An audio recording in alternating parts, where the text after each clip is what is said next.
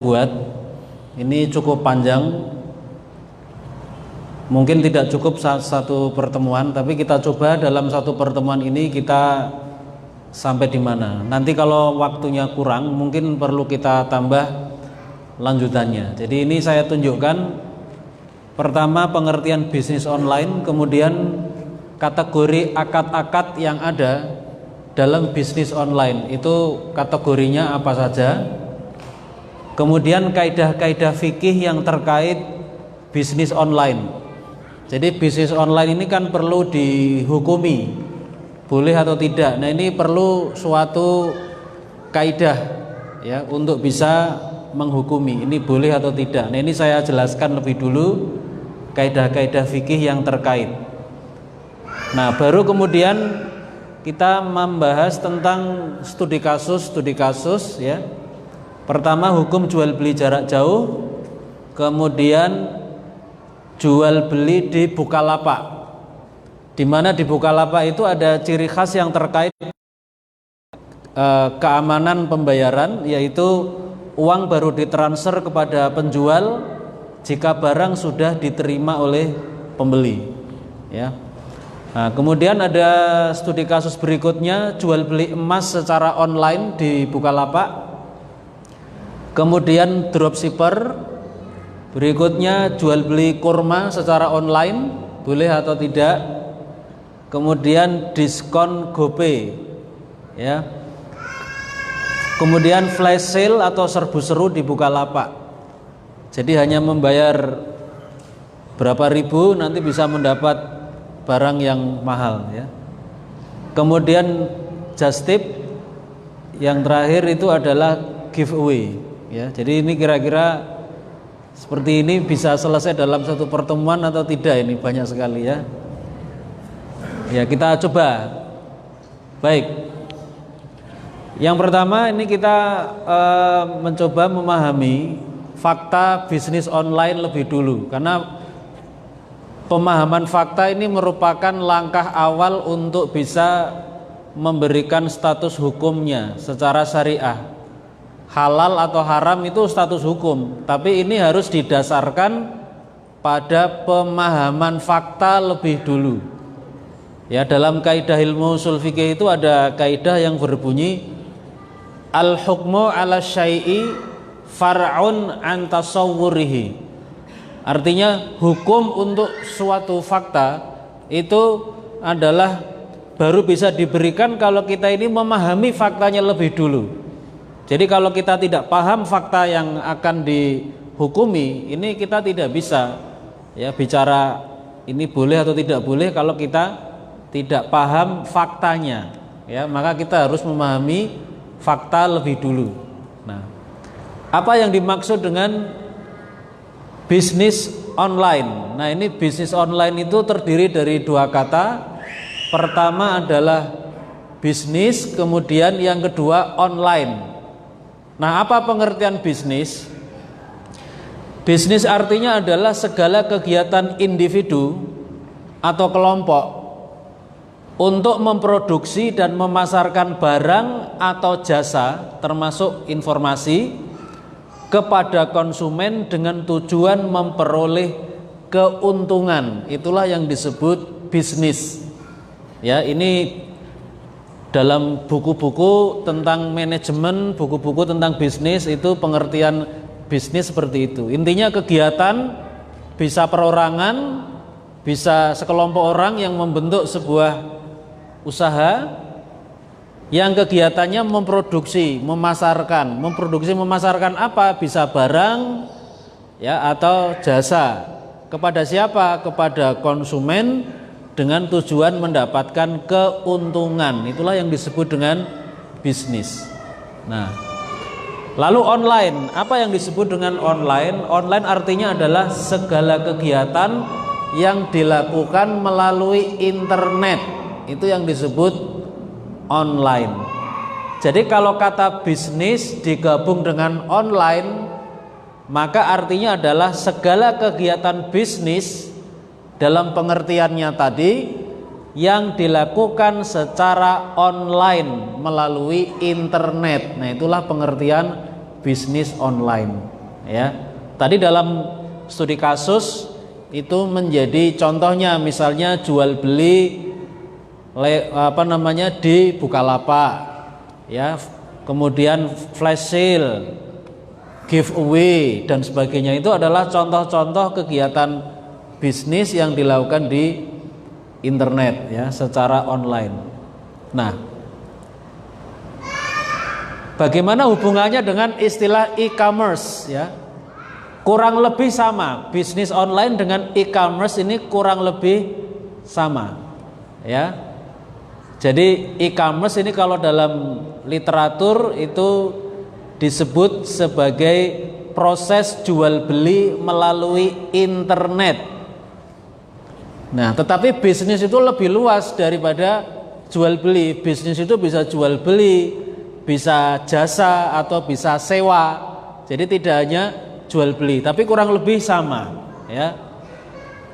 Nah, e-commerce ini lebih luas daripada bisnis online karena e-commerce tidak hanya menggunakan sarana internet, tetapi juga menggunakan cara-cara yang lainnya atau media elektronik lainnya. Tapi secara umum ya kurang lebih sama antara e-commerce dengan bisnis online. Ini tampilan bisnis online di internet.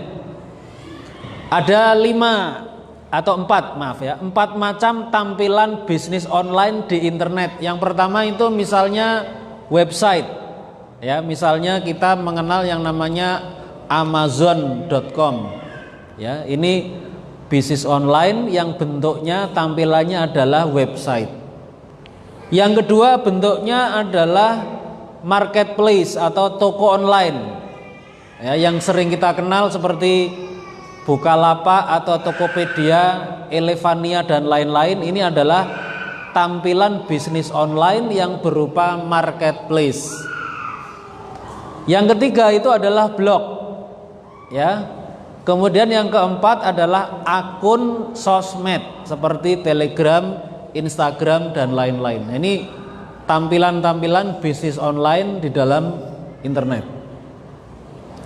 Berikutnya, pelaku bisnis.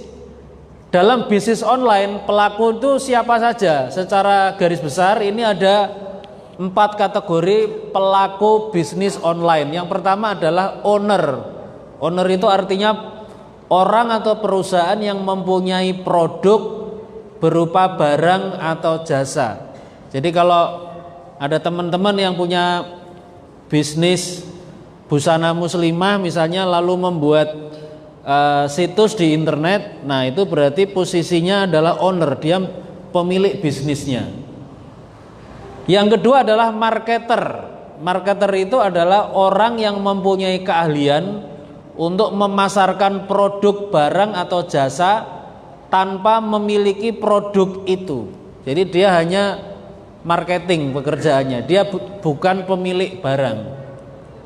Yang nomor 3 adalah publisher, yaitu orang yang mempunyai web atau blog dengan menyediakan ruang sebagai tempat promosi produk. Publisher, ya.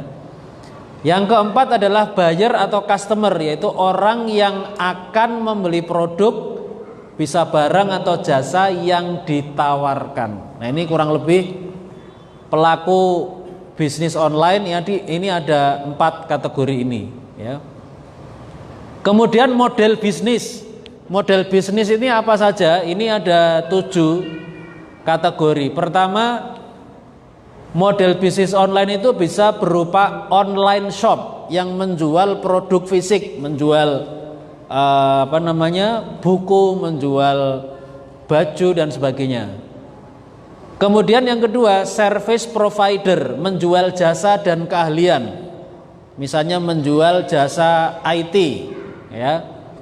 Tidak menjual produk fisik, tapi menjual jasa atau keahlian. Yang ketiga adalah information business, menjual informasi dan pengetahuan. Misalnya situs-situs berita, detik.com, ya, tempo.co dan sebagainya. Yang keempat adalah affiliate marketing, menjual produk orang lain mendapat komisi, ya, seperti Bukalapak dan sebagainya.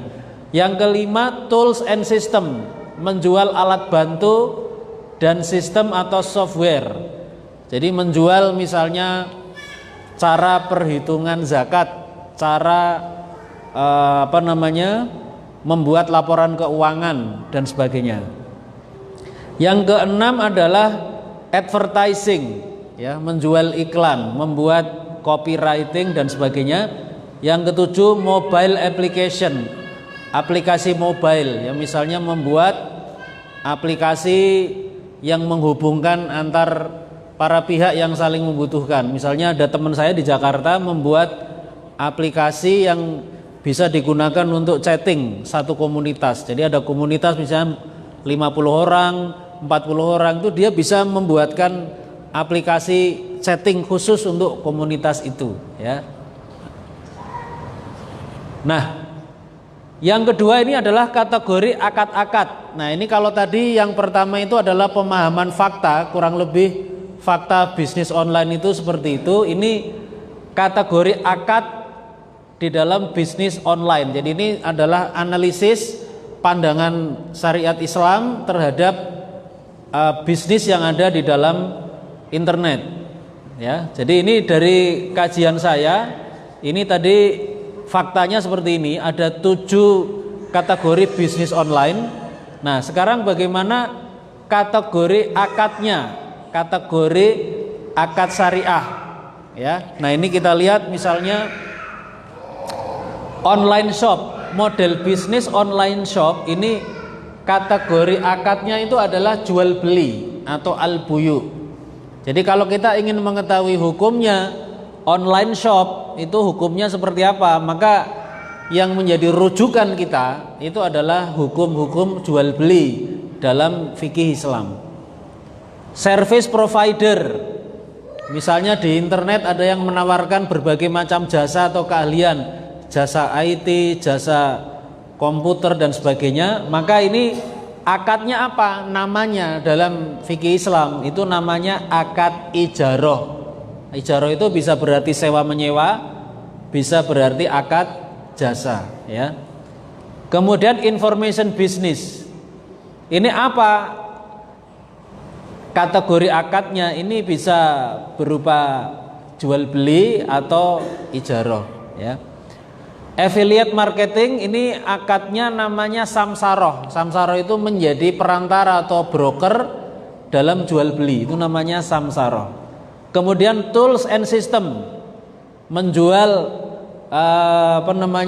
program-program komputer, ini akadnya namanya jual beli. Advertising ini akadnya adalah ijaroh.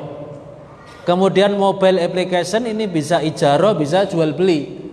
Ya, kalau ada satu aplikasi yang disewakan, hanya disewa, akadnya namanya ijaroh. Kalau dijual belikan ya berarti akadnya jual beli atau al-buyu. Ya, ada teman saya di Malang itu dia bisa membuat aplikasi untuk rumah sakit.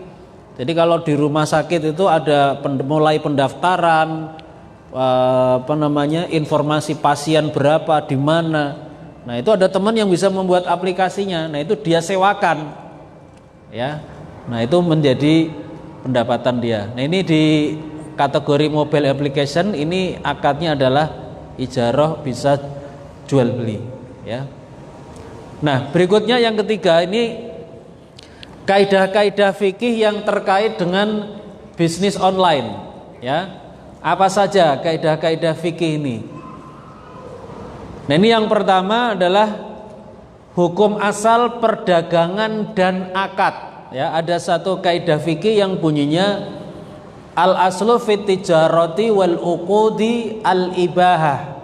Hukum asal perdagangan dan akad-akad itu adalah boleh. Illa ma dalla dalilu awil qawaidus syar'iyyatu ala adami syar'iyatihi. Kecuali apa-apa yang ditunjukkan penyimpangan syariahnya oleh dalil atau kaidah syariah. Nah, ini prinsip yang sangat dasar yang terkait dengan perdagangan dan berbagai macam akad. Ya, termasuk juga nanti adalah akad secara online. Jadi sebenarnya ada kaidah umum bahwa perdagangan atau bahasa Arabnya itu tijarah, kemudian mengadakan berbagai macam akad, ya jual beli atau ijarah, itu hukum asalnya boleh, ya secara syariah ini hukum asal, kecuali nanti ada dalil Al-Quran atau hadis yang mengatakan tidak boleh. Berarti pada saat itu hukumnya berubah dari yang semula hukum asal itu boleh menjadi haram. Ya, di dunia internet misalnya banyak yang diperdagangkan, banyak yang diperjualbelikan. Jadi kalau barang yang diperjualbelikan itu adalah barang yang halal untuk diperdagangkan, ya ini tidak ada masalah. Ya, jual beli baju, jual beli sepatu dan sebagainya. Nah, tapi secara syariat nanti ada barang-barang tertentu yang tidak boleh diperdagangkan. Maka ini berarti akad memperdagangkan barang-barang ini yang diharamkan, hukumnya adalah haram. Ini akad jual belinya, baik secara langsung ya maupun secara online. Ya, saya kasih contoh, misalnya ada hadis yang sahih riwayat Imam Bukhari dan Muslim, Rasulullah bersabda, innallaha wa rasulahu harrama bai'al khamri wal maitati wal khinziri wal asnam. Innallaha, sesungguhnya Allah, wa rasulahu, dan rasulnya, harrama, telah mengharamkan, bai'al khamri, jual beli khamr, minuman keras atau minuman yang beralkohol, wal maitati, jual beli bangkai, wal khinzir, jual beli babi, wal asnam, dan jual beli patung. Ya, ini hadis sahih riwayat Bukhari dan Muslim. Jadi kalau dalam bisnis online, termasuk tidak online tapi jual beli langsung, ada orang yang memperjualbelikan misalnya khamr, minuman keras, baik dijual di toko maupun secara online, berarti itu hukumnya haram. Ya, tidak boleh. Jadi secara online haram, secara offline atau secara langsung haram. Jual beli bangkai, ya, berarti tidak boleh jual beli bangkai itu secara online maupun secara offline, secara langsung nggak boleh. Ya, kalau di Muntilan itu konon pasar yang sangat terkenal sering menjual ayam tiren. Ayam tiren itu tahu nggak ayam apa? Mati kemarin. Jadi ayam itu mati, setelah mati baru disembelih. Setelah disembelih itu dijual, dicampur dengan ayam yang memang disembelih secara syariah. Nah, itu berarti dia menjual bangkai. Kalau itu misalnya dijual secara online, itu juga hukumnya sama, haram. Ya. Nah, tetapi yang termasuk bangkai ini yang mungkin kurang kita sadari, padahal itu sebenarnya statusnya bangkai, itu adalah kulit binatang, tetapi dari binatang yang haram dimakan, itu statusnya bangkai. Ya, jadi ada kan banyak perabot-perabot atau peralatan dari kulit binatang, tapi berasal dari binatang yang haram dimakan, itu statusnya bangkai, nggak boleh dijual belikan. Misalnya kulit ular, kan kulit ular itu ada yang dibuat menjadi dompet dari kulit ular, itu dijual di internet misalnya, ini hukumnya haram, ya nggak boleh. Nah, ini contoh perkecualian. Kulit buaya ini haram dimakan, maka kulitnya itu statusnya bangkai. Ya, ada satu jenis tas yang sangat mahal dari kulit buaya, namanya Hermes, tulisannya Hermes, bacanya Hermes. Itu harganya sangat mahal ya. Saya pernah baca di koran itu yang dipakai Syahrini itu 1,2 miliar ya, satu tas ya, tas Hermes. Ya, tapi itu terbuat dari kulit buaya. Nah, ini nggak boleh dijual belikan. Ini termasuk bangkai, ya, karena berasal dari binatang yang haram dimakan, yaitu buaya. Nah, itu contoh. Kemudian yang terakhir dari hadis tadi, Allah dan Rasulnya mengharamkan jual beli khamr, minuman keras, kemudian bangkai, kemudian babi, ya termasuk bagian-bagian dari babi, ya gelatinnya dan sebagainya. Kemudian yang keempat adalah patung. Jadi patung itu tidak boleh dijual belikan, baik secara langsung ada toko pinggir jalan jualan patung maupun secara online itu tidak boleh.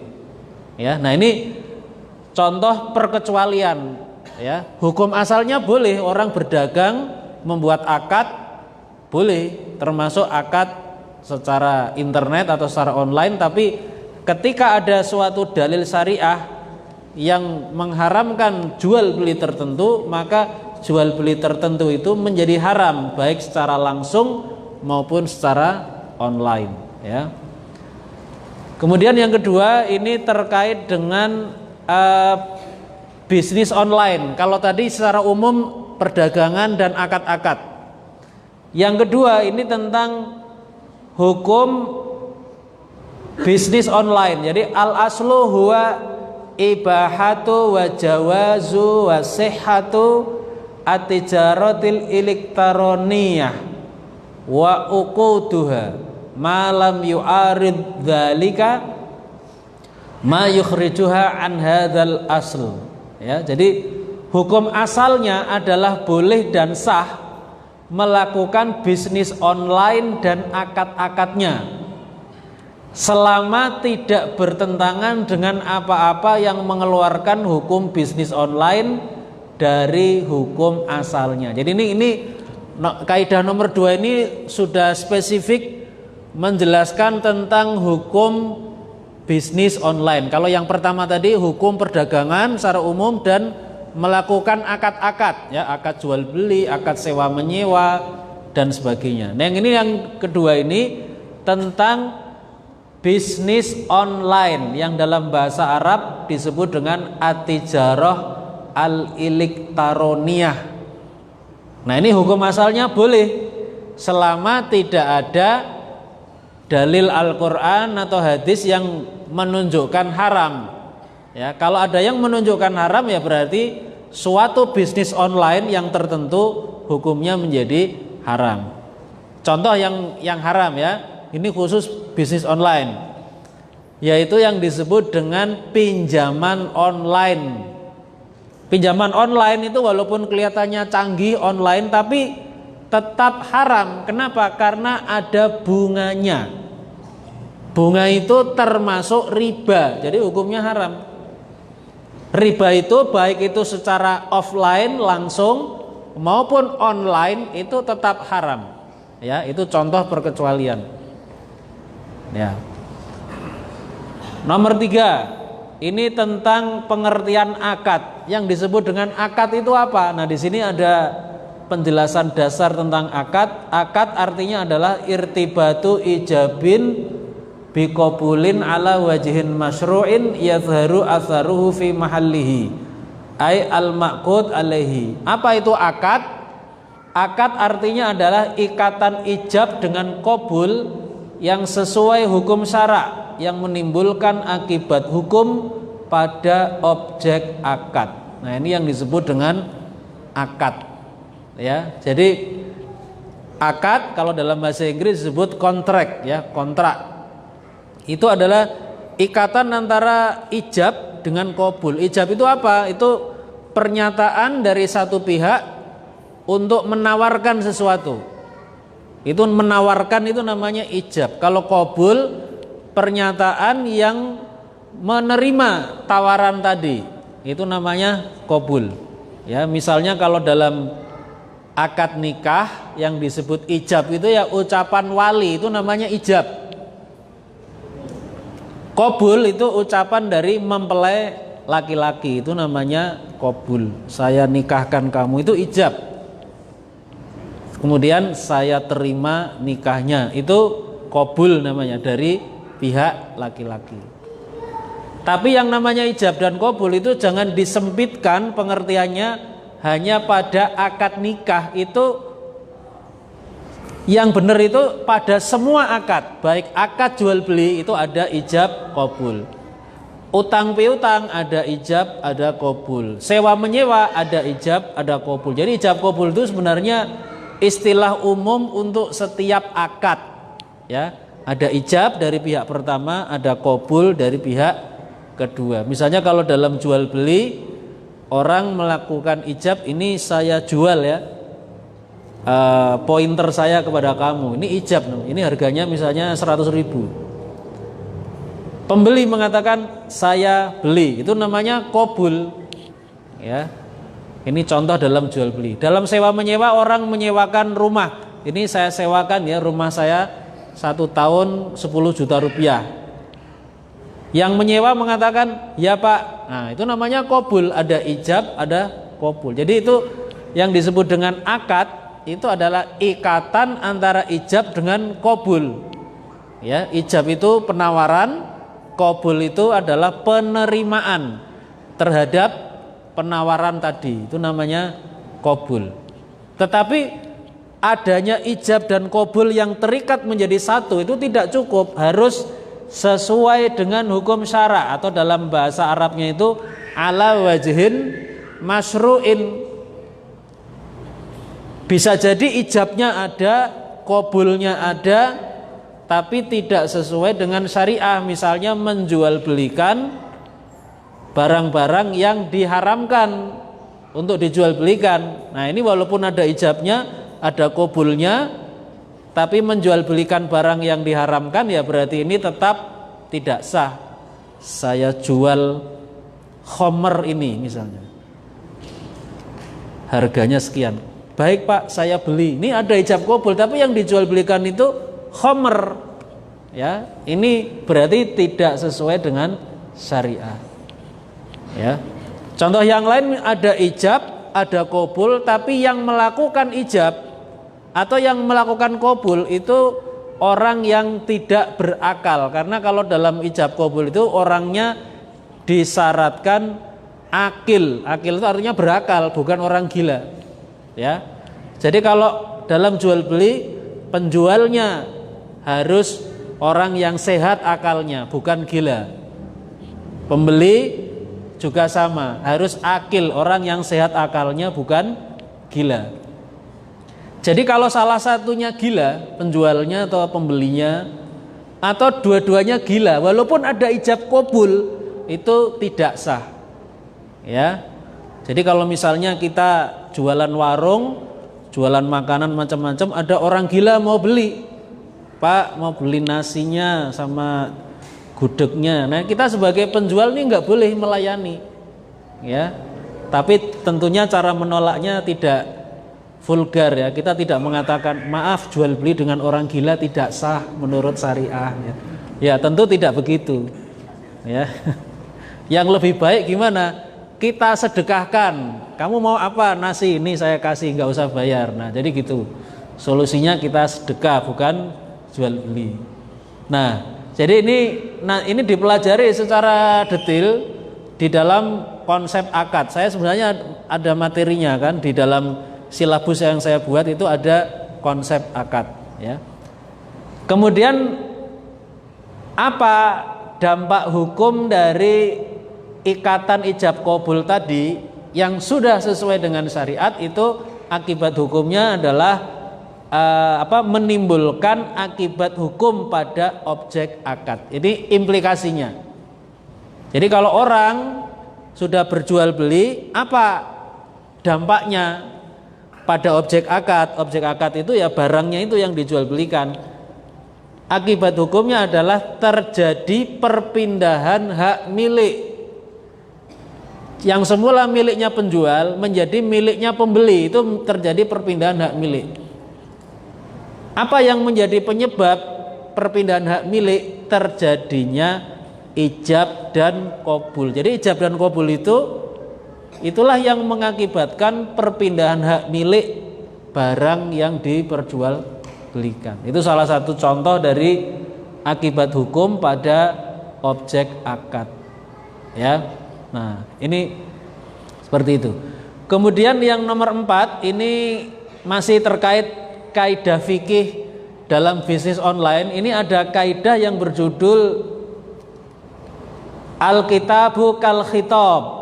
Tulisan itu hukumnya sama dengan ucapan.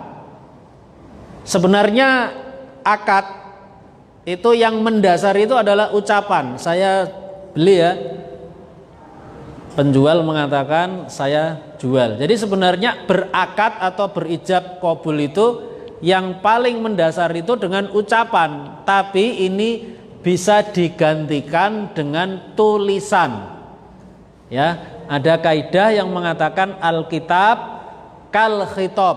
Ya, tulisan hukumnya sama dengan ucapan. Jadi kalau orang itu kemudian berjual, dia menawarkan barang, ini tulisan itu dihukumi sama dengan ucapan. Menawarkan saya ya sepatu, Pak Ustadz ini saya punya sepatu, dia sertakan fotonya. Mau nggak beli, ini harganya 350. Nah, saya lihat, saya kelihatannya cocok, oke saya beli. Jadi itu tidak bicara, tidak pakai ucapan, tapi hanya teks, tulisan. Nah, secara syariat itu apakah boleh? Jawabannya boleh. Kenapa? Karena tulisan itu dihukumi sama dengan lisan atau ucapan, ya. Alkitab kal khitab. Kemudian yang kelima, ini tentang jual beli jarak jauh. Karena dalam bisnis online itu jual belinya atau akadnya, secara umum akadnya itu terjadi secara jarak jauh, tidak berada di satu tempat. Ya. Misalnya tadi saya ditawari teman dari Surabaya sepatu. Dia di Surabaya, saya di Jogja. Kita melakukan transaksi jual beli. Ya. Bagaimana hukumnya jual beli jarak jauh itu? Nah, di sini ada satu kaidah, al aslu fil bai'i an bu'din, bacanya bu'din ya, bukan ba'din. Bu'din al ibahatu malam yarid dalilut tahrim. Hukum asal jual beli jarak jauh adalah boleh selama tidak terdapat dalil yang mengharamkan. Ya, mau jual beli sepatu jarak jauh boleh, nggak ada masalah. Saya di Jogja, penjualnya ada di Surabaya, ini nggak ada masalah. Tapi ada jual beli tertentu yang itu mengharuskan serah terima di majelis akad. Pada saat transaksi, uang kita berikan, barang diberikan. Nah, ini yang seperti ini berarti tidak memungkinkan untuk dilakukan jual beli jarak jauh. Termasuk juga nanti dalam kegiatan bisnis online. Contohnya apa? Misalnya jual beli emas. Emas itu barang yang khusus. Ketika kita melakukan jual beli emas itu harus secara kontan, atau dalam bahasa Arabnya itu yadan biadin. Ya, harus ada serah terima di majelis akad. Ini uangnya, ini emasnya saya terima. Nah, ini tidak mungkin dilakukan secara jarak jauh, itu tidak mungkin. Ya, jadi kalau jual beli jarak jauh termasuk lewat online diaplikasikan untuk emas, itu hukumnya haram, nggak boleh. Ya. Nah, ini terkait dengan syarat-syarat. Kaidah yang keenam, al aslu fis suruti fil muamalati al ibahah illa suruton tukhalifus syar'a. Hukum asal menetapkan syarat-syarat dalam muamalah itu adalah boleh, kecuali syarat-syarat yang melanggar syariat Islam. Ini banyak sekali syarat-syarat yang ada dalam muamalah ya. Nah, ini syarat-syarat ini hukumnya boleh kita membuat syarat dan ketentuan ya, terms and condition S dan K. Tapi tidak boleh melanggar syariat. Kalau melanggar itu nggak boleh. Contohnya misalnya di dalam kwitansi atau nota atau faktur itu biasanya ada tulisan barang yang sudah dibeli gimana? Tidak boleh dikembalikan. Nah, itu nggak boleh. Kita membuat tulisan seperti itu melanggar syariah. Kenapa? Karena kalau barang itu cacat dari pabrikan, pihak pembeli itu mempunyai hak khiyar, namanya hak memilih apakah jual belinya dilanjutkan atau dikembalikan barangnya itu. Itu ada hadisnya. Jadi kita tidak boleh membuat nota yang mengandung tulisan seperti itu. Itu harus ditambahi atau disempurnakan kalimatnya. Barang yang sudah sebelumnya perlu saya sampaikan, ada satu hadis yang menerangkan bahwa customer itu diberi tempo 3 hari untuk memutuskan kalau barang itu cacat pabrikan, mau dikembalikan atau dia ikhlas. Itu 3 hari. Itu ada hadisnya. Nah, jadi kalimatnya yang ada dalam nota itu harus sedikit diubah. Barang yang sudah dibeli tidak boleh dikembalikan jika lebih dari 3 hari. Jadi harus ditambahi gitu. Berarti kalau hari pertama barangnya kita beli dari toko itu cacat, hari pertama boleh kita kembalikan atau kita minta tukar, boleh. Hari kedua masih boleh, hari ketiga masih boleh. Nah, hari keempat sudah nggak bisa, itu hak khiyarnya sudah selesai, ya. Yang ketujuh, al-wasilatu ilal harami haramun, segala jalan yaitu sarana atau perantaraan kepada yang haram hukumnya haram. Ini kaidah ini umum ya, ini bisa diterapkan untuk jual beli, sewa menyewa, semua akad. Jadi kalau ada suatu akad yang hukum asalnya itu boleh, misalnya akad jual beli, tapi ini menjadi jalan kepada yang haram, maka jual beli itu yang hukumnya itu boleh menjadi haram kalau jual beli itu menjadi sarana atau mengarah kepada yang haram. Saya pernah mengisi pengajian di Semarang, ada ibu-ibu yang tanya, Ustadz, saya itu jualan alat-alat rumah tangga, ada kasur, bantal guling dan sebagainya. Nah, pada suatu saat ada seorang mucikari membeli kasur dari saya, Ustadz, kasur, ada bantal guling. Ini boleh nggak saya menjual pada dia? Gimana, boleh nggak? Ya, itu perlu dicek. Saya bilang, kalau itu untuk keperluan di rumah dia sendiri boleh, tapi kalau untuk keperluan bisnis prostitusi, nah, hukumnya haram. Jadi nggak boleh seorang itu menjual kasur, bantal guling yang ini nanti akan digunakan untuk bisnis prostitusi, hukumnya haram. Kenapa? Nah, ini yang menjelaskan hukumnya, ini kaidah ini, segala jalan atau perantaraan kepada yang haram hukumnya adalah haram, ya. Al-wasilatu ilal harami haramun, ya. Kemudian yang kedelapan, al-wasailu tatabiul maqasida fi ahkamiha, segala jalan atau perantaraan itu hukumnya mengikuti hukum tujuan, ya. Jadi segala macam jalan atau perantaraan, ya, wasilah ini bisa berupa alat atau sarana-sarana fisik, atau bisa berupa suatu aktivitas atau kegiatan, ya. Ini hukumnya wasilah itu mengikuti hukum maqasid, ya. Maqasid itu artinya tujuan. Jadi kalau orang membuat situs, ya, di internet, apakah boleh? Itu tergantung orang yang punya situs itu untuk apa? Karena dia punya situs itu hanya wasilah atau wasail tadi.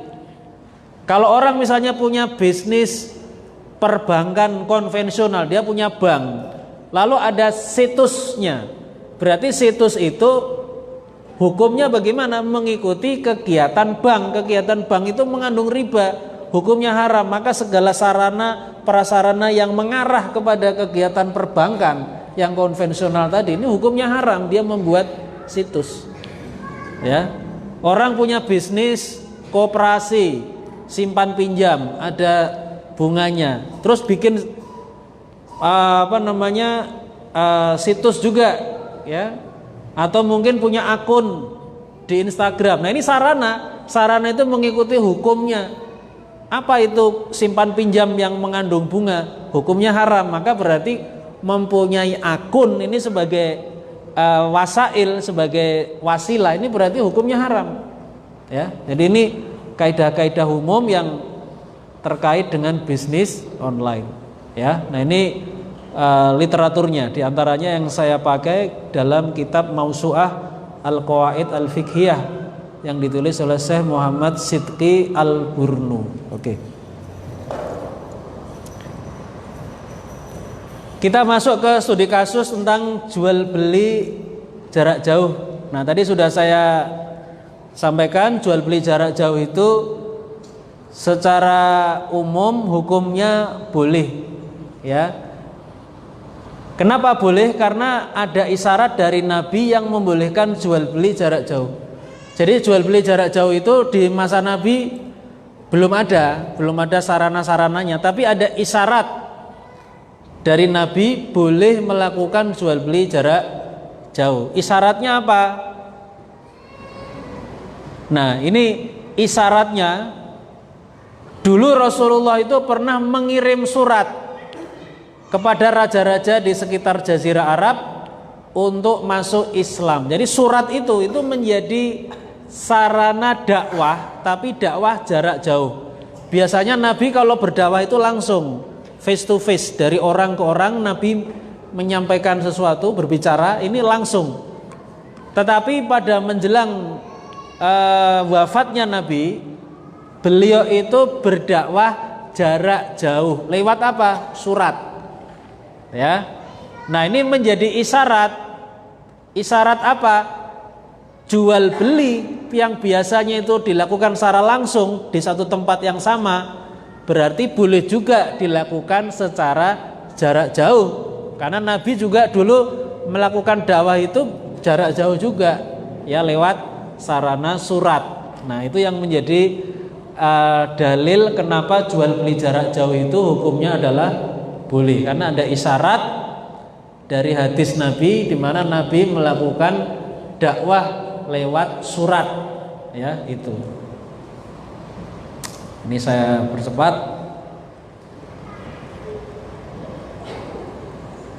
Nah, kesimpulannya, jual beli jarak jauh itu boleh selama tidak terdapat dalil yang mengharamkan. Ini contoh yang diharamkan yang tidak boleh jual beli jarak jauh, termasuk lewat internet, ya. Pertama, jual beli yang mengharuskan serah terima secara segera, yaitu ini contohnya jual beli mata uang, tukar menukar uang, money changing, ya, atau money exchange. Nah, ini tidak bisa dilakukan secara online. Jadi kalau menukar uang, ya kita harus datang ke tempatnya. Ini uangnya, Pak, kita misalnya punya uang rupiah mau ditukar rial misalnya, ini harus datang ke tempatnya, nggak bisa lewat online, ya, nggak bisa. Kenapa? Nah, karena di dalam hadis syarat penukaran barang ribawi termasuk emas dan perak, termasuk disamakan hukumnya dengan emas dan perak itu adalah semua jenis mata uang itu harus ada yadan biadin atau serah terima dengan segera di majelis akad. Maka sorof itu artinya tukar menukar uang secara jarak jauh tidak sah karena tidak memungkinkan terjadinya serah terima secara segera atau al-qabdu al-fauri, ya. Nah, ini ada hadisnya, saya lompatin, ya. Contoh yang kedua, jual beli jarak jauh pada barang-barang yang ditakar atau dihitung atau ditimbang itu belum sempurna kepemilikannya kalau belum ada serah terima. Jadi sebelum adanya serah terima berarti apa? Pihak pembeli tidak boleh menjualnya lagi. Kalau menjual lagi hukumnya haram, ya. Misalnya kita membeli beras secara online, membeli beras, ya, mungkin lewat WA atau apa, ya. Berasnya itu masih di pasar, sudah deal, sudah kita Akadnya sudah ada, akad jual belinya, cuma barangnya belum diantar ke rumah kita. Itu berarti belum ada serah terima. Akadnya sudah ada, serah terimanya belum ada. Nah, ini berarti kepemilikan kita terhadap beras itu belum sempurna. Jadi tidak boleh kalau barangnya itu, berasnya itu belum sampai rumah kita, itu kita jual kepada orang lain, itu belum boleh. Ya.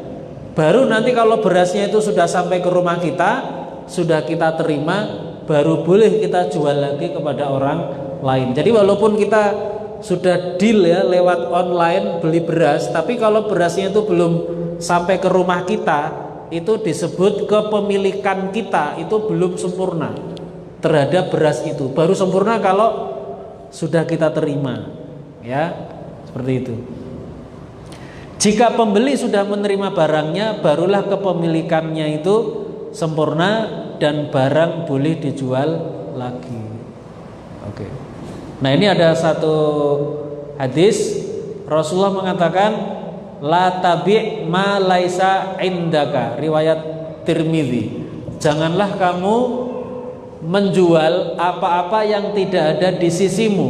Tidak ada di sisimu itu salah satu pengertiannya adalah malam yatimma milkuka lahu, barang itu kepemilikanmu belum sempurna padanya. Ya, jadi barang yang kepemilikannya belum sempurna ini tidak boleh kita jual lagi. Ya. Oke. Masih ada waktu? Ustaz? 15 menit lagi ya. Oke. Berikutnya ini kita studi kasus jual beli di Bukalapak. Yaitu di situ yang saya fokuskan, saya jelaskan itu adalah uang itu baru ditransfer oleh Bukalapak kepada pihak penjual atau pelapak jika barang sudah diterima oleh pembeli, ya. Nah, di Bukalapak itu ada satu ketentuan mengenai jaminan pembayaran, jaminan keamanan dalam pembayaran, yaitu uang yang dikirim oleh pembeli. Misalnya pembeli membeli kerudung harganya 100.000, dia transfernya itu tidak langsung kepada penjualnya tapi ke Bukalapak, ya. Nah, itu ditahan oleh Bukalapak. Kalau barang itu sudah diterima oleh pembeli, sudah dikirim ya kerudungnya itu kepada pembeli, barulah Bukalapak itu mentransfer uang kepada penjual. Ya. Apakah boleh cara pembayaran yang seperti ini? Jawabannya boleh. Selama sudah disepakati oleh penjual dengan pembeli. Jadi ini selama sudah disepakati hukumnya boleh. Nah, ini kenapa kok boleh? Nah, ini tadi kembali pada kaidah yang sudah saya jelaskan, al aslu fis syuruti fil muamalati al ibahah illa syurutan tukhalifus syar'a. Jadi hukum asal menetapkan syarat-syarat dalam muamalah adalah boleh kecuali syarat-syarat yang melanggar syariah Islam. Jadi itu dibolehkan ya. Dalam fikih jual beli seperti itu disebut dengan jual beli tempo. Barangnya diterima lebih dulu tapi pembayarannya belakangan. Jadi jual beli yang mensyaratkan pembayaran tidak kontan, sedangkan barang diterima lebih dulu oleh pembeli. Jadi secara syariat boleh ada jual beli yang model seperti itu tuh boleh. Orang ngambil barangnya dulu, saya bayar sebulan lagi, itu boleh. Ya. Nah, ini yang seperti ini yang di Bukalapak. Pembeli itu dia menerima barangnya dulu, tapi kapan uang itu diterima oleh penjual? Ya, ketika barang itu sudah dikonfirmasi diterima oleh pembeli, ya. Tetapi, nah ini ada implikasinya. Tetapi cara pembayaran tempo di Bukalapak itu menjadi haram jika akad jual belinya adalah jual beli pesan atau bai'us salam, yaitu jual beli di mana pada saat akad barangnya ini belum dimiliki oleh penjual. Di mana dalam jual beli salam atau pesan ini mensyaratkan pembayaran di muka, yaitu di majelis akad.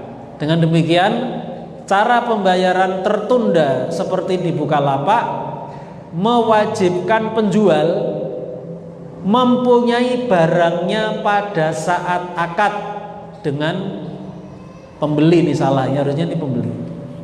Jadi intinya ini boleh, cuma pada saat transaksi pihak penjual itu harus mempunyai barangnya ready stock. Kalau pada saat transaksi dia nggak ada barangnya, cara pembayaran seperti tadi ini menjadi tidak boleh. Misalnya ada ibu-ibu yang menjual kerudung, kerudungnya itu belum ready stock, belum jadi, ya, atau belum dimiliki. Terus jual di Bukalapak hanya berbekal gambarnya saja. Nah, apakah yang seperti ini boleh? Jawabannya tidak boleh. Kenapa? Karena kalau orang itu menjual suatu barang, barangnya belum ada, itu akadnya namanya jual beli pesan, jual beli salam bahasa Arabnya.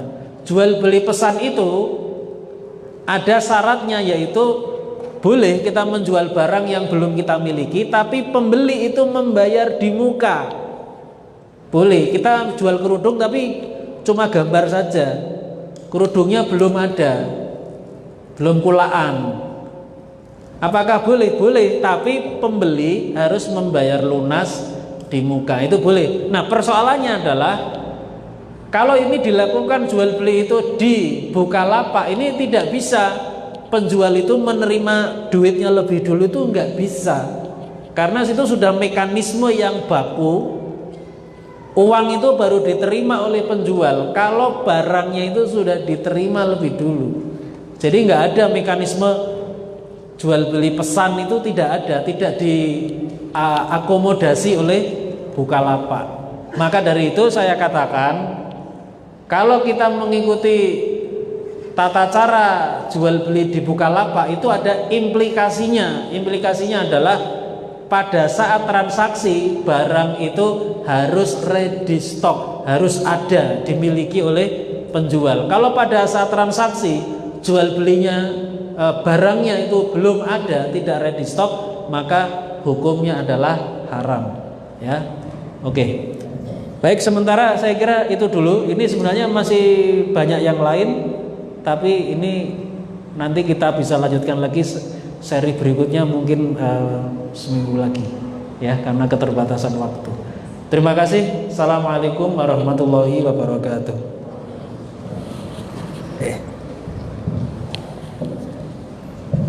Ada pertanyaan yang dari Bapak Ibu semua dikumpulkan datang? Ada? Tolong dikumpulkan kertasnya. Ya.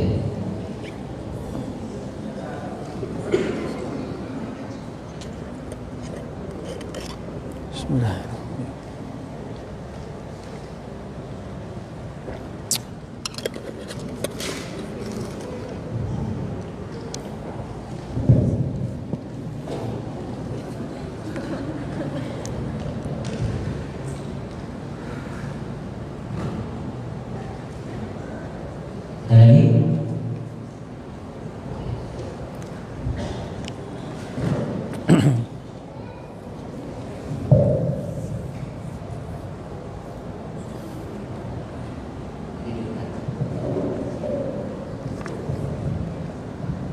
Ada pertanyaan tapi sudah dijawab sebelum saya, jadi saya pilih dulu.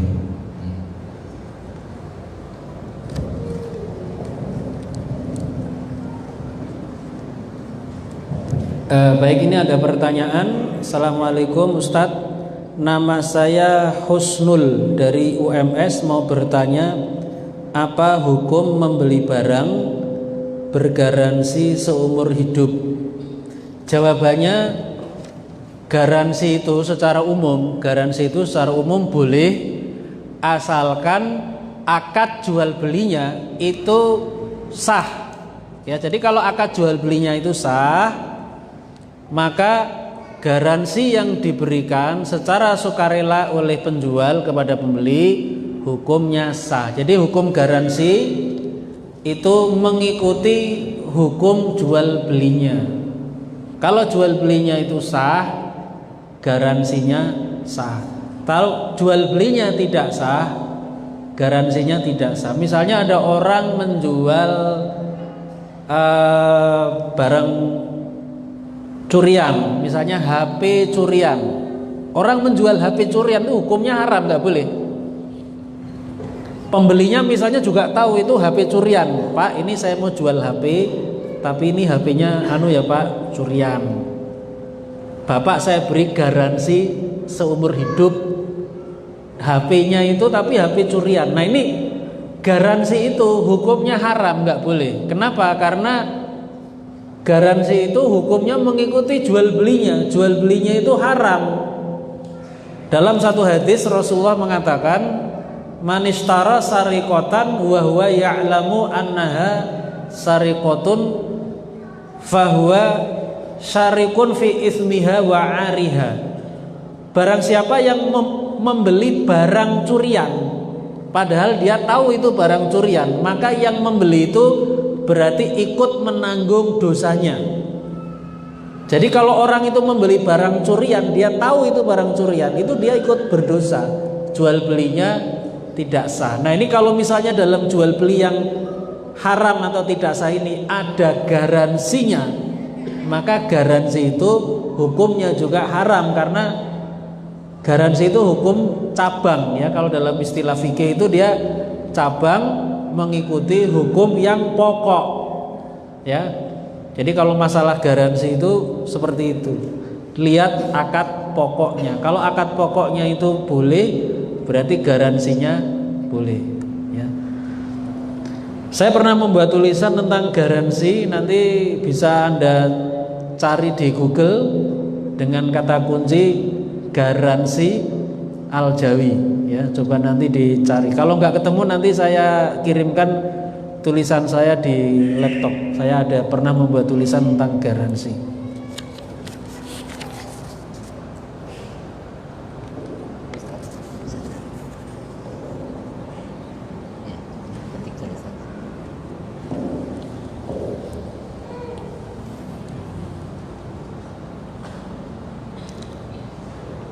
Baik, ada pertanyaan yang kedua. Afwan, Ustadz mau bertanya, hukum jual beli binatang peliharaan itu bagaimana? Nah ini menarik karena pet shop itu juga berkembang. Binatang peliharaan itu jual belinya boleh atau tidak bergantung kepada hukum memakan binatang itu. Jadi kalau sebuah binatang, seekor binatang haram dimakan, itu berarti haram dijual belikan. Tapi kalau binatang itu halal dimakan, berarti halal dijual belikan. Ya.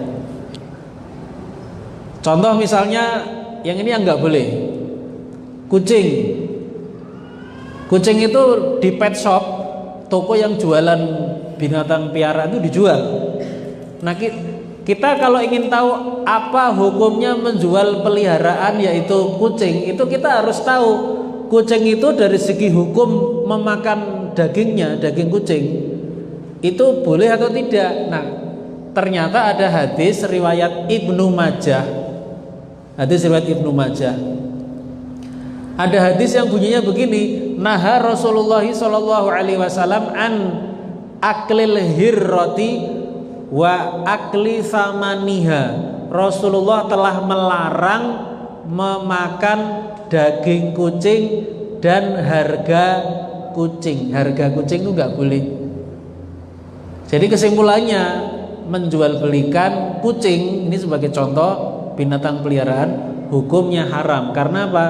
Ada dalil yang menjelaskan haramnya memakan daging kucing dan memakan harga dari kucing. Contoh yang lain misalnya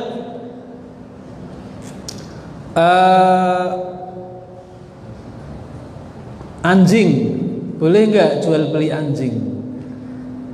Nah, anjing itu termasuk binatang yang haram dimakan, nggak boleh. Kenapa? Karena najis. Karena haram dimakan, berarti haram dijual belikan, nggak boleh. Jual beli anjing itu nggak boleh. Ya. Kelelawar, boleh nggak memelihara kelelawar? Wah, sekarang ini corona, Ustaz, jangan bicara kelelawar. Ya. Ini misalnya nggak ada corona, berarti kalau kita ingin tahu kelelawar itu boleh nggak dijual belikan, itu kita harus tahu hukum memakannya. Saya maaf lupa tadi mau menyampaikan satu kaidah umum yang terkait dengan hubungan jual beli dengan hukum binatang ya. Jadi ada kaidah fikih yang bunyinya begini: kullu ma hurrima 'alal ibadi fabai'uhu haramun.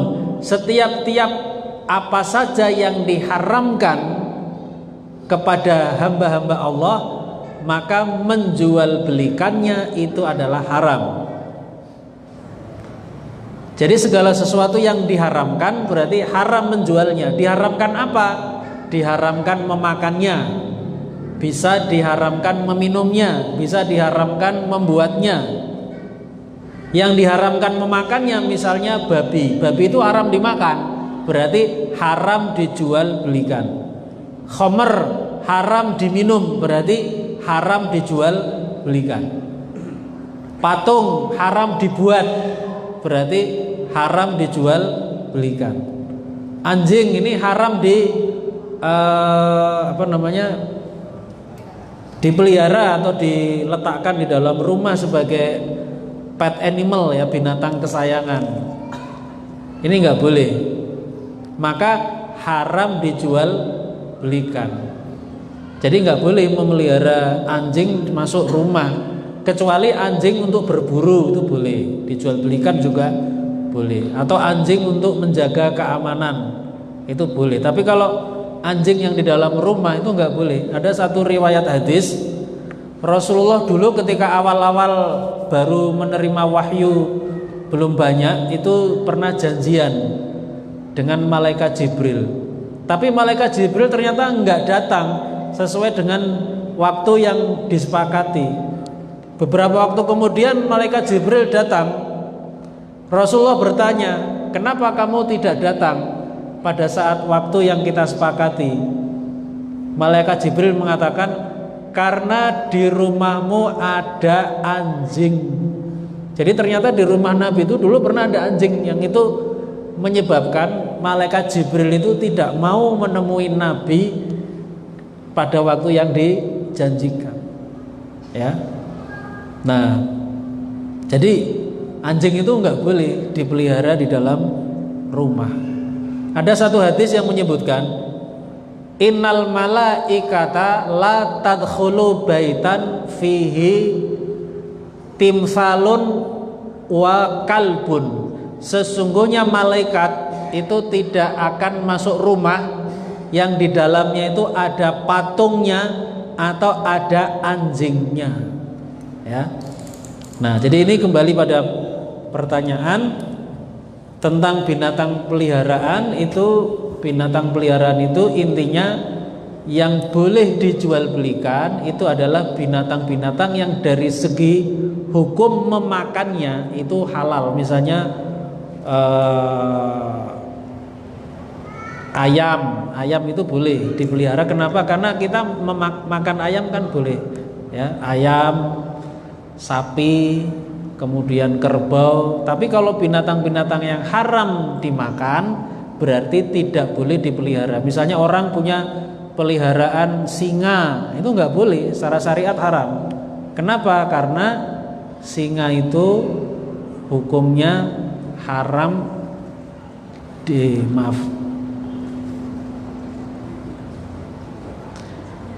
Sebentar, ini saya mau ngecek ya. Ini tadi pertanyaannya yang ditanyakan. Saya mau mengecek tulisan saya dulu. Bentar, nanti kalau salah saya koreksi, maaf ya. Tentang hukum piaraan, karena saya pernah. Bentar, bukan dulu.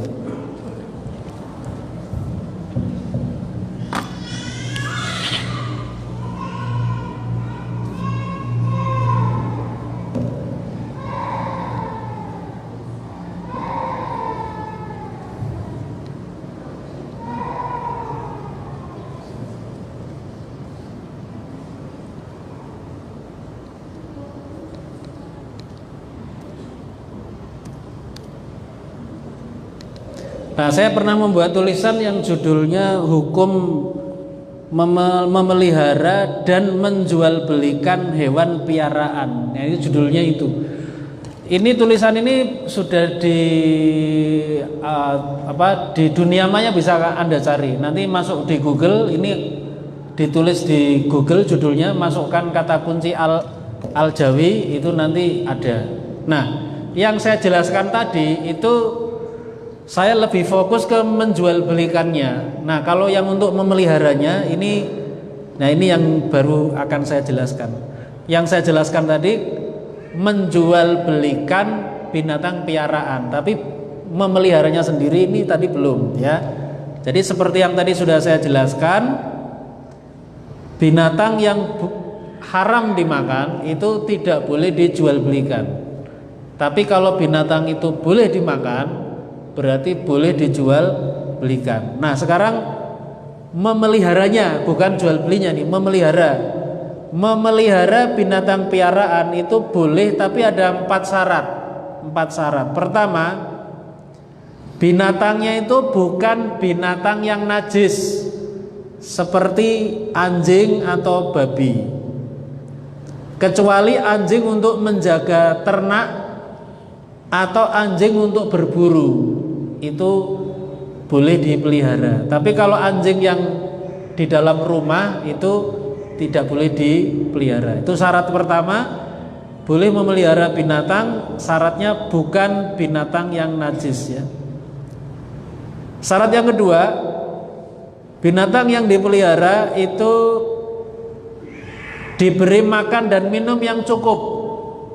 Ada satu riwayat hadis bahwa seorang wanita masuk ke neraka gara-gara dia itu mengikat kucing. Kucing itu diikat kakinya sehingga kucing itu tidak bisa mencari makan sendiri. Itu orang seperti ini masuk neraka. Nah, ini artinya dia tidak memberi kesempatan kepada kucing itu untuk bisa makan. Ya, ini nggak boleh. Syarat yang ketiga, hewannya itu tidak menimbulkan bahaya atau doror bagi manusia. Misalnya binatang-binatang buas tapi tidak diletakkan di kandang yang aman. Ya. Syarat yang keempat, binatang yang dipelihara tidak menjadi sarana untuk perbuatan yang haram.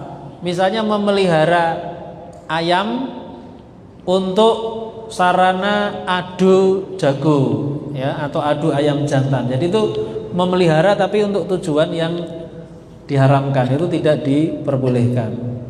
Nah, ini saya tambahkan keterangan begini. Tidak disyaratkan hewan piaraan itu adalah hewan yang halal dimakan, itu tidak disyaratkan. Yang penting tidak najis. Kenapa tidak disyaratkan binatang piaraan itu halal dimakan? Karena Nabi dulu memelihara kucing. Nabi itu sangat senang kucing. Jadi kucing itu haram dimakan. Kucing itu nggak boleh dimakan. Berarti haram ya. Secara memakan dagingnya itu haram, tapi tidak najis ya. Nah, jadi yang seperti ini boleh dipelihara. Jadi yang penting hewan itu tidak najis. Baru kemudian di bagian bawah itu menjual belikan hewan piaraan. Nah, ini yang tadi saya jelaskan yang Sudah tadi ini menjual belikan. Menjual belikan hukum hewan piaraan hukumnya boleh jika hewannya halal dimakan. Misalnya kelinci, kemudian kuda, tupai, ya, tupai itu boleh dimakan, jadi boleh dijual belikan sebagai hewan piaraan. Tapi kalau hewannya itu haram dimakan, maka menjual belikannya adalah haram. Di sini saya contohkan anjing, kemudian babi, kucing, ular, singa, burung elang dan sebagainya. Ini tidak dibolehkan untuk dijual belikan, ya, sebagai binatang piaraan. Ada kaidah fikih yang tadi sudah saya bacakan, kullu ma hurrima 'alal ibadi fabai'uhu haramun. Setiap apa saja yang diharamkan atas para hambanya, maka menjual belikannya adalah haram. Ya, ini ada di kitab Saksiyah Islamiyah juz 2 halaman 287 yang ditulis oleh seorang ulama namanya Taqiyuddin An-Nabhani, ya. Baik, saya kira itu tentang piaraan. Nah, nanti bisa dicari di Google atau mungkin cari di situs yang kemarin sudah saya sebutkan. Nanti bisa dicari di situs saya. Pada minggu yang lalu sudah saya umumkan, ya. Di situ ada satu situs yang memuat tulisan-tulisan saya. Ya. Masih banyak Ustaz. Pendek-pendek aja Ustaz. Bentar. Nah, silakan nanti kalau mau mencari tulisan saya bisa masuk ke situs ini. Di kolom pencarian atau searching, cari tema yang mau dibaca, misalnya tentang piaraan, nanti diketik di situ piaraan, ya, dan seterusnya. Oke. Masih banyak saya Ustaz.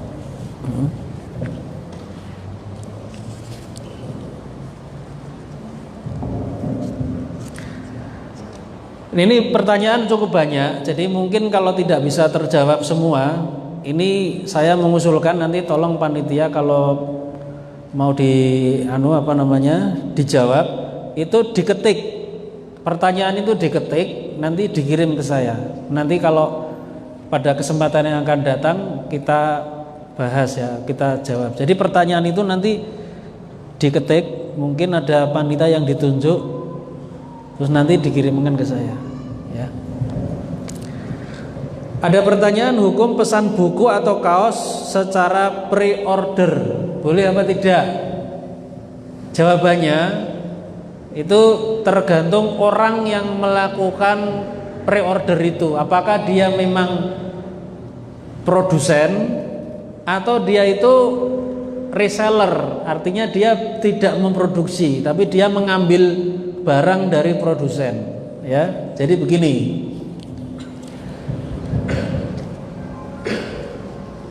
misalnya ada orang produsen, ya, dia misalnya penerbit atau penulis, dia menulis buku. Nah, kemudian ada reseller. Nah, reseller ini dia yang melakukan jual beli secara pre-order. Nah, ini harus dipahami dengan baik. Jadi ketika reseller ini melakukan jual beli buku secara pre-order, ini kan barangnya ini belum ada. Ketika barangnya belum ada, itu berarti jual belinya itu harus jual beli pesan atau jual beli salam. Kalau dalam bahasa Arab, bai'us salam, jual beli pesan. Tapi jual beli pesan itu ada konsekuensinya. Konsekuensinya apa? Harus membayar lunas 100% di muka. Aku pesan buku ya, nih duitnya. Oh ya, nah itu boleh. Tapi kalau reseller mengatakan gini, silahkan nanti yang mau pesan namanya saya catat, nanti bayarnya itu setelah barangnya kamu terima, kamu baru bayar. Nah, yang seperti ini hukumnya haram, nggak boleh. Kenapa? karena harusnya bayar di muka, ini pembayarannya belakangan gitu, itu nggak boleh. Ya, jadi ini perhatikan kalau orang melakukan jual beli pre-order, dia bukan produsen, bukan penerbit buku atau penulis buku, tapi cuma reseller. Pada saat transaksi itu kan barangnya dia nggak punya. Kalau barangnya itu tidak punya, berarti apa? Dia menjual barang yang sebenarnya belum dia miliki, itu nggak boleh, kecuali dua macam jual beli. Pertama jual beli pesan atau salam, dan yang kedua jual beli istisna, jual beli pesan buat. Ya, yang menjual itu adalah sekaligus yang membuat, itu untuk produsen ya. Nah, kalau reseller berarti kalau dia melakukan pre-order, barangnya belum ada, berarti pembayarannya itu harus lunas di muka, itu syarat. Kalau bayarnya nanti setelah bukunya diterima, itu keliru ya, nggak boleh. Ya, jadi ini ada penyimpangan kalau pembayarannya belakangan. Ya. Nah, ini kalau kedudukan orang itu adalah reseller. Kalau kedudukan seseorang itu produsen, itu akadnya beda. Akadnya bukan jual beli pesan, tapi jual beli pesan buat. Pesan buat itu istisna namanya dalam bahasa Arab, istisna. Istisna itu orang yang menjual itu adalah yang membuatnya. Nah, kalau jual beli istisna ini cara pembayarannya ini berbeda dengan jual beli pesan. Kalau jual beli pesan itu harus lunas di muka. Kalau jual beli istisna tidak wajib. Jadi boleh dibayar di muka, boleh dibayar belakangan, boleh diangsur, boleh DP. Jadi kalau misalnya saya mau menerbitkan buku, saya menulis buku sendiri, saya mau terbitkan. Lalu saya bikin pengumuman kepada masyarakat, saya mau jual buku secara pre-order. Yang membuat bukunya itu saya sendiri yang memproduksi. Saya bukan beli dari penerbit atau beli dari orang lain, tidak. Saya sendiri yang menerbitkan atau menulis buku itu. Nah, kalau untuk saya, apakah pembayarannya itu adalah harus dibayar di muka seperti jual beli pesan? Jawabannya tidak. Jadi boleh nanti barang itu bukunya saya kirim dulu, nanti setelah barangnya diterima baru bayar, itu boleh. Tapi itu saya itu adalah yang membuatnya. Tapi kalau reseller kan nggak buat, dia beli dari orang lain. Nah, yang seperti ini jual belinya akadnya bukan jual beli istisna, tapi jual beli pesan atau salam. Kalau jual beli salam, pembayarannya itu harus di muka pada saat bertransaksi dilunasi. Tidak boleh pre-order, yang menjual itu dia reseller, pada saat akad barangnya tidak ada, tapi pembayarannya tidak dilakukan di muka. Pembayarannya nanti setelah bukunya jadi, itu keliru, itu nggak boleh, secara syariat haram. Ya, oke.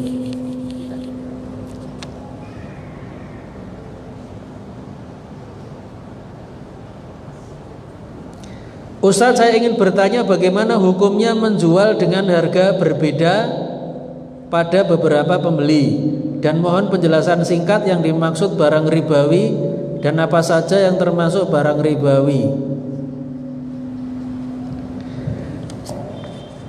Pertama, menjual barang dengan harga yang berbeda kepada pembeli yang berbeda. Jawabannya boleh, asalkan syaratnya harganya itu masih dalam kisaran harga pasar, harga umum, ya. Jadi nggak ada masalah antara satu orang dengan orang lain itu dibedakan, ya. Tapi itu harus masih dalam kisaran harga yang normal, harga yang di pasar, ya. Jadi nggak ada masalah menjual barang yang berbeda pada beberapa pembeli yang berbeda, ya. Kemudian mohon penjelasan singkat yang dimaksud barang ribawi. Barang ribawi itu ada 6: emas, 2 perak, 3 gandum, 4 jawawut, 5 kurma, 6 garam. Itu yang disebut dengan barang ribawi. Kenapa kok disebut barang ribawi?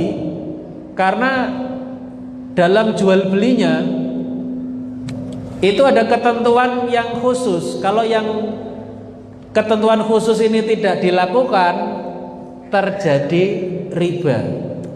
Jadi barang ini kita harus berhati-hati. Kalau kita tidak mengikuti syariahnya, kita jual belikan, maka kalau menyimpang dari ketentuan syariahnya itu terjadi riba, ya. Sebagai contoh misalnya menukarkan kurma dengan kurma. Itu penjelasannya sebenarnya agak panjang ini, kayaknya perlu waktu khusus nanti ya tentang riba. Sebenarnya silabusnya itu urut sudah saya buat. Nanti saya kalau boleh saya usulkan, ini materinya ini bagusnya itu urut. Ya, seperti yang pernah saya sampaikan di minggu yang lalu itu ada penjelasannya. Nah, jadi di samping ada kajian-kajian yang kontemporer jual beli online, nanti ini kalau bisa ini kajiannya urut supaya nanti kita bisa memahami secara lebih lengkap, lebih komprehensif. Jadi barang ribawi itu ada 6 tadi ya. Pertama emas, kedua perak, ketiga gandum, keempat jawawut atau bahasa Arabnya itu syair, bahasa Inggrisnya itu millet, millet, millet. Kalau dicari di Google yang namanya syair dalam bahasa Arab, Indonesianya itu jawawut, Inggrisnya itu millet, millet. Klik nanti di Google dicari. Yang kelima kurma, yang keenam garam. Nah ini barang yang 6 ini hati-hati, ada ketentuan-ketentuan syariahnya yang khusus. Yang ini wajib diikuti. Kalau tidak nanti terjadi riba, ya, atau berdosa kita kalau tidak mengikuti ketentuan syariahnya. Apa ketentuan syariahnya? Sebagai contoh, barang-barang ribawi itu ketika kita ini membelinya itu harus kita beli secara kontan. Tidak boleh kita membeli barang-barang ribawi itu secara utang atau angsuran. Itu nggak boleh. Misalnya membeli emas secara angsuran atau cicilan, itu nggak boleh, hukumnya haram.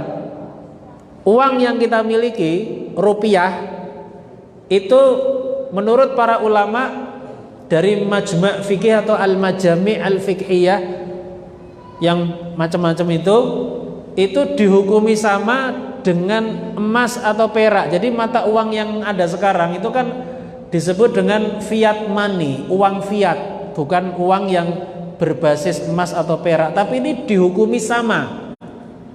Artinya kalau kita membeli emas dengan uang kertas, ya, ini syaratnya harus kontan.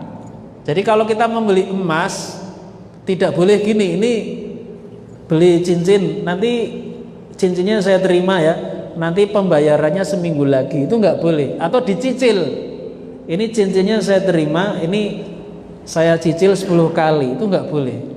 Ya, jadi ini ketentuan-ketentuan yang terkait dengan barang ribawi itu diantaranya adalah pembelian untuk barang ribawi itu harus kontan. Apakah itu emas, apakah itu perak, gandum, jawawut, kurma maupun garam.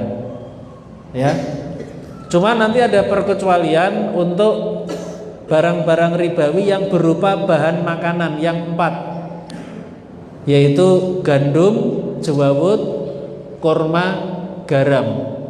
Itu ada perkecualian, boleh tidak tunai, boleh dilakukan tidak tunai dalam 3 keadaan. Sebenarnya ini ada di pembahasan PowerPoint tadi, mungkin minggu depan. Jadi khusus untuk barang ribawi yang berupa bahan makanan yang 4, gandum, jawawut, kurma, garam, boleh tidak tunai atau tidak kontan dalam 3 keadaan. Pertama, kalau jual belinya menggunakan akad jual beli pesan atau bai'us salam, itu boleh tidak tunai, ya. Yang kedua, kalau dalam jual belinya pihak pembeli itu memberikan agunan utang. Rasulullah dulu pernah membeli syair atau jawawut dari orang Yahudi secara tempo. Jadi Nabi pernah membeli syair atau jawawut tidak kontan, uangnya nggak ada, tapi Nabi itu menyerahkan agunan utang atau bahasa Arabnya itu rohen, berupa baju besi. Jadi baju besi Nabi ini diserahkan sebagai agunan utang. Nah itu boleh. Yang ketiga, jika dalam jual beli barang-barang ribawi yang berupa bahan pangan yang 4 tadi, gandum, jawawut, kurma, dan garam, boleh tidak tunai kalau penjual dan pembeli sudah saling percaya. Penjual percaya kepada pembeli, pembeli percaya kepada penjual, ini boleh tidak tunai. Misalnya dengan tetangga, kita sudah kenal, Bu beli garam berapa buah atau berapa,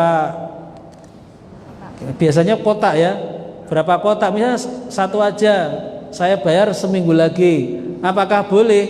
Jawabannya boleh kalau kita dengan tetangga kita ini udah saling percaya. Tapi kalau belum ya nggak boleh. Ya. Apa dalilnya? Ini dalam surat Al-Baqarah ayat 283. Ya. Dalam ayat itu Allah Subhanahu wa taala berfirman, fa in amina ba'dukum ba'don falyu'addil ladzi tumina amanatahu wal yattaqillaha rabbahu. Jika sebagian kamu sudah percaya kepada sebagian yang lain, maka hendaklah orang yang berhutang itu membayar utangnya. Jadi di situ ada kalimat fa in amina ba'dukum ba'don falyu'addil ladzi tumina amanatahu. Kalau sebagian kamu percaya kepada sebagian yang lain, maka boleh, intinya jual beli itu dilakukan tidak tunai, ya. Nah seperti itu. Saya pernah membuat tulisan tentang jual beli kurma secara online, itu sudah ada di internet, bisa dicari di Google, bisa dicari dengan kata kunci Korma Al-Jawi, nanti dicoba aja ya. Nanti kalau nggak ada bisa masuk ke situs ini, insya Allah sudah ada. Baik, saya kira itu. Terima kasih. Assalamualaikum warahmatullahi wabarakatuh.